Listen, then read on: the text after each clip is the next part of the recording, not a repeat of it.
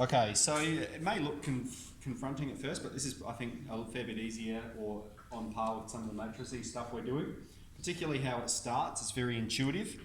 So it's just a structure or a map that shows physical connections between things. So the one I've drawn up here is like we've got Naracoorte, Penola, Millicent, Mount Gambier, Allendale, Port Mac, okay, and just the ways you can get between them. So for instance, if you're driving from Naracoorte to Penola, you can drive through Penola, but they've just put that new bypass in, haven't they, that you can go around Penola to bypass it. And similarly, there's some other links there. So on page 409, it just describes some of the terminology for us, okay? So the first one is that on a network, we have nodes or vertices. The single form is vertex. We also call these points. These are the nodes and vertices, okay? They're where the lines meet, all right? And we can move from one node to another along the lines, okay? So Millicent is a point, Naracoorte is a point, and you can move from Millicent to Naracoorte, and you can move from Naracoorte to Millicent. If there's no arrows, okay, there's no arrows drawn on this line, it means you can go both ways.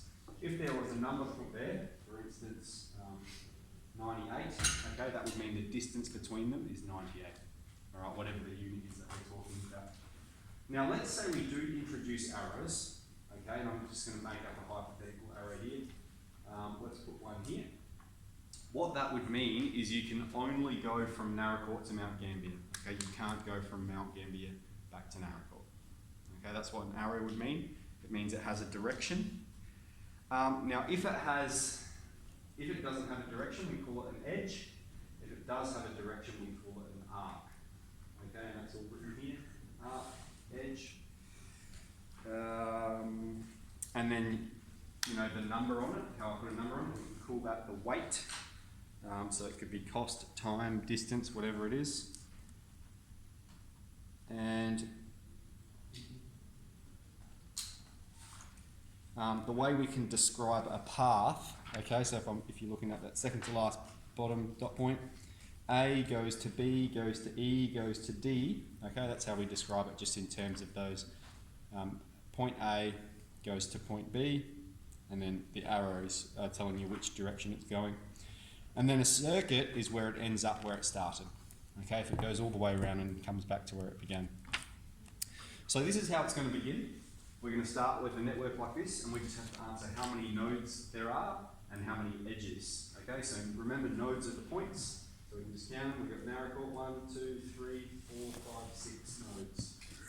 Edges means how many paths are there amongst these 6 nodes. So we've got 1, 2, 3, 4, 5, 6, 7, 8. Okay.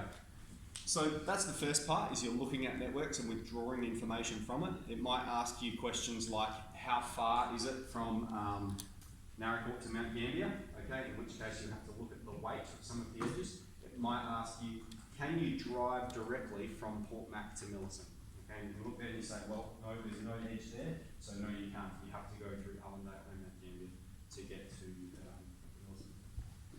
Okay, draw a network given, and we've got this sort of complex friendship group here, and we're going to say it is directional, okay, so rather than there being friends with those person, they like that person. Okay, so we've got, we might just use A, B, C and D, and so we'll just start with Amy, and she is friends with Bruce, Dave and Emily. Alright, so we've got these are our nodes, and these have direction, okay? She likes those people. Alright, we've got Bruce. Bruce is friends with Dan and Carly. So we'll put Carly over here. Emily is friends with Bruce and Dave, or Dan, I should say. We've got Dan, Dave, there we go. Alright, so Emily with Bruce, and Emily is friends with Dave. Carly only likes Emily, and Dave likes Carly and Emily. So that means this one has the arrow going both ways, so we don't need to draw the arrow there. And then we've got our friendship network. And so it might get you to draw it, and then it might say, who's the most popular?